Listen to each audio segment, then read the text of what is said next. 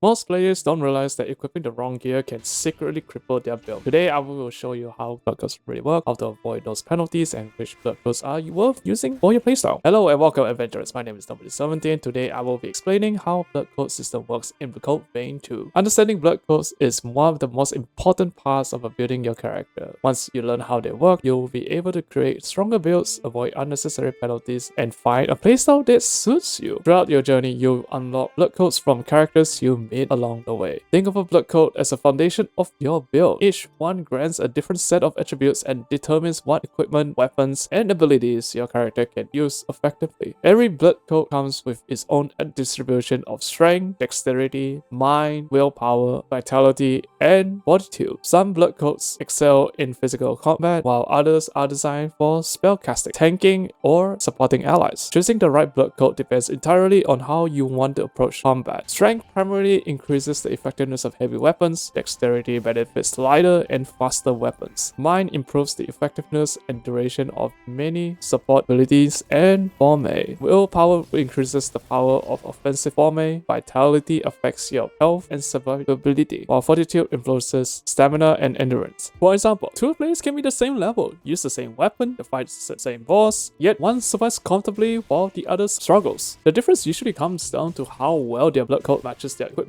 and playstyle. A blood code is more than a stat sheet. It defines your character's strength, resource management, survivability, and combat rhythm. If your gear pushes past the blood code's limits, the penalties start stacking up quickly and combat becomes much harder than it needs to be. Think of it this way. Your blood code is the foundation and your equipment is everything built on top of it. A strong foundation makes the entire build feel smoother and more effective. Each blood code has attribute limits and your equipment contributes towards those limits. Imagine that you're borrowing a character's power. To use that power efficiently, your gear needs to stay within the blood code's capabilities. Your build is influenced by 4 equipment categories: Weapon 1, Weapon 2, Shield, and Gel. Every piece of equipment places a burden to your attributes. Weapons typically require strength, dexterity, mind, or willpower. Shields usually demand a balanced combination of attributes. Gels mainly affect vitality and fortitude, although some do require mind and willpower. When building your character, these burdens are just as important as the blood code itself. You will notice that each attribute has a midpoint value. Whenever possible, try to keep your equipment requirements below these thresholds. Achieving within these limits will extend your dodging range, or else your dodging capabilities will be limited. Exceeding them can trigger various penalties, including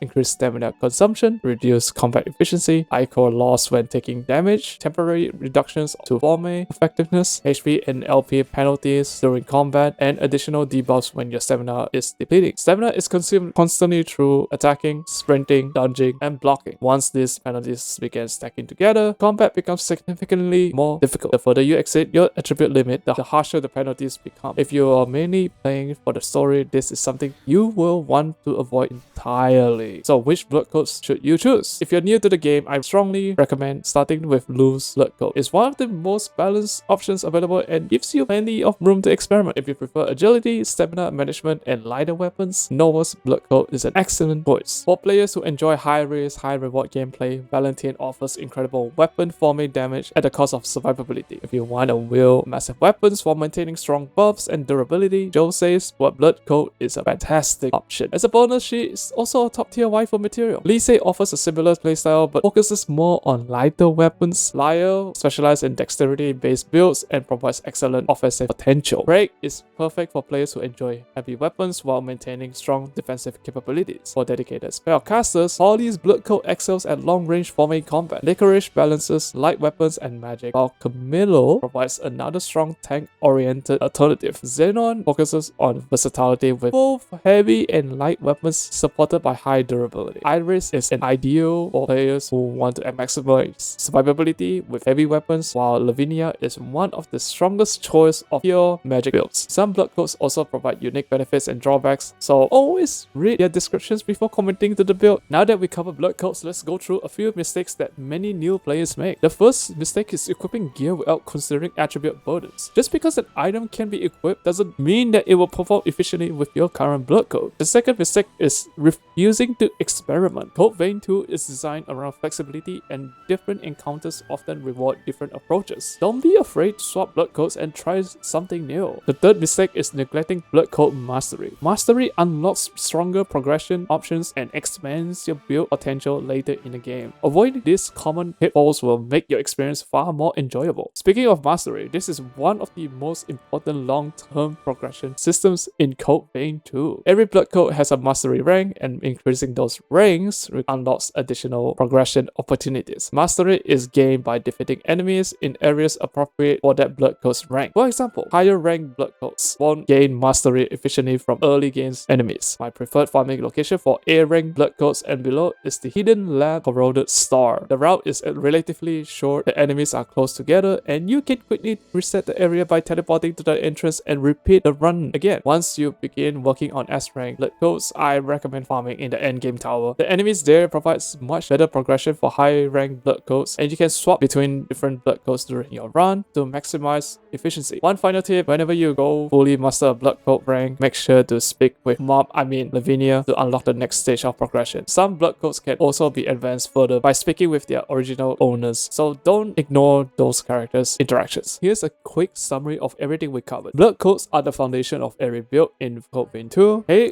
close attention to the equipment burdens and avoid exceeding your blood code's limits whenever possible. Experiment with different blood codes to discover the playstyle that suits you best. Prioritize blood code mastery to unlock stronger progression options and greater build flexibility. Once you understand these fundamentals, creating effective builds becomes much easier. And that's everything you need to know about blood codes in Code Vein 2. If this guide helped you understand the build system, consider leaving a like and sharing your favorite blood code in the comments below. I would also love to hear what kind of builds you're currently running. Personally, I use Blue's blood code with a balanced setup, a one-handed sword, and a support focused playstyle. As always, adventurers, happy gaming.